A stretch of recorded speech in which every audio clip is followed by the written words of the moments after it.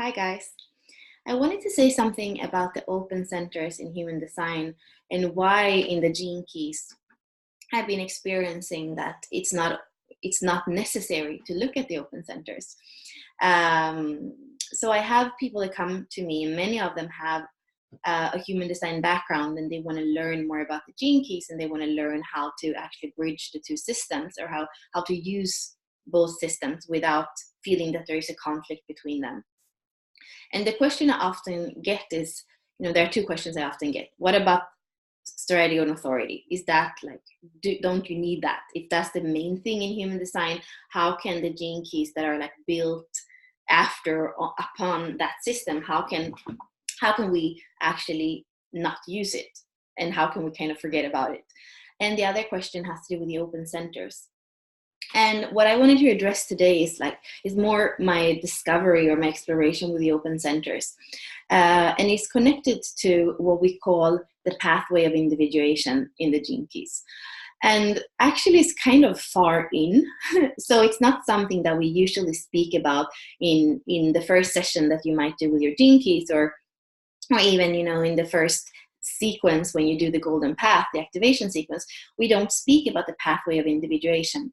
What I've been more and more seeing, we have a little bit of that also in the core stability in the activation sequence, is that when we actually go through the gene keys and we find our core stability and our pathway of individuation, which is even more that central pillar in us that kind of tells us who we are, and that helps us merge the personality or the conscious with the soul or the unconscious, which is the same thing that we do in human design and the gene keys.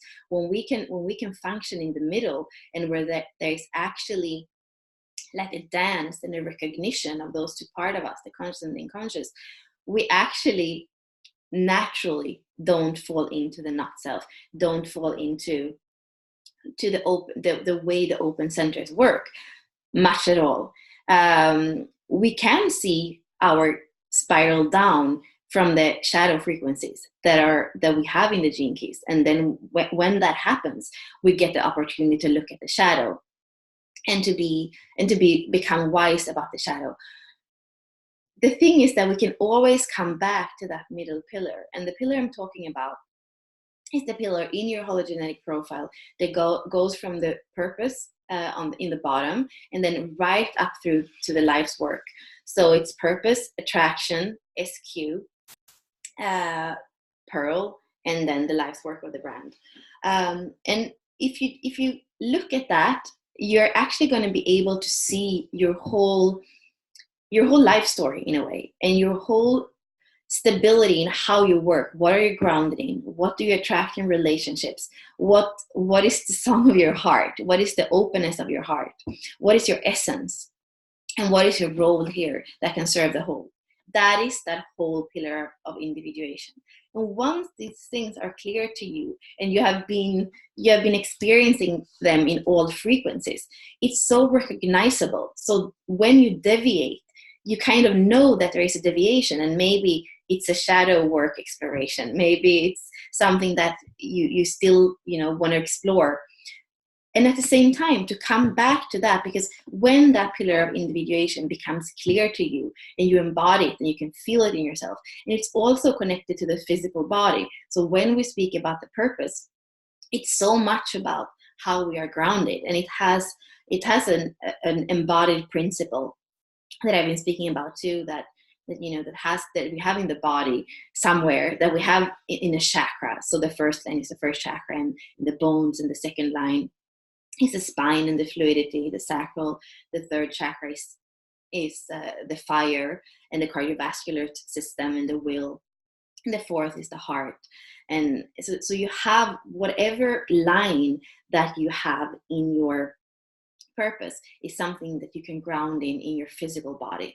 And then the fifth and the sixth line is about voice and frequency, or intent, and like the endocrine. So they are a little bit less tangible, but as you have those lines, you also have the ability to understand them, feel them in yourself. So by grounding both in the physical principle and see what we attract in relationships and open our hearts and see what the essence is. And the line of the pearl is also a very good indicator how we can organize our lives. So if you have a first line, it's about simplicity. If you have a second line, it's about recognition. If you have a third line, it's about celebration. If you have a fourth line, it's about charity and sharing with the heart. A fifth line is about impact and power, and the sixth line is about nurture and nature, like coming back, seeing the whole, feeling part of the whole. So by looking at the pearl, you can feel your essence. And then the life's work is something, it's your personality sun, it's your sun sign in astrology. So it's also something that really speaks about your role. And there you also have a line that kind of tells you what this role could look like, whether you are a creator or a dancer or a changer or a server or a fixer or a teacher, which are the keywords that we use for the lines in the life's work.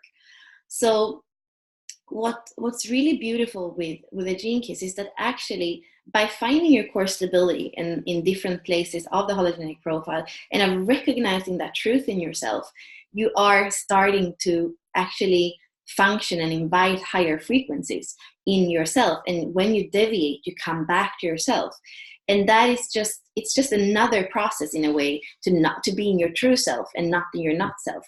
And that is how I can see that more and more when I know my hologenetic profile and I recognize the different frequencies in each sphere. I don't need to look so much at open centers, and I don't need to over focus on strategy and authority, because somehow by living my own life and by the wisdom that my soul has in recognizing my personality and where we're going together, there is something that is in one way more stable than to go into an experiment where you rely on certain rules. And this is part of why I always combine both systems, because I think that there is beauty in knowing your human design and seeing how the energy moves in the body graph and with you and other people. And at the same time, there is it's a maturity and a lot of self-knowing and wisdom when you start to explore your hologenetic profile, and you can see that you're all this. you're so much, and that everything is hologenetic, and to recognize your essence through something that is both an exploration and a map, and that isn't static, is something that really for me has been so valuable. So I hope that this was helpful, and I'll come back with more videos on kind of the bridging and the merging and the possible perceived conflict between those two systems. Thank you.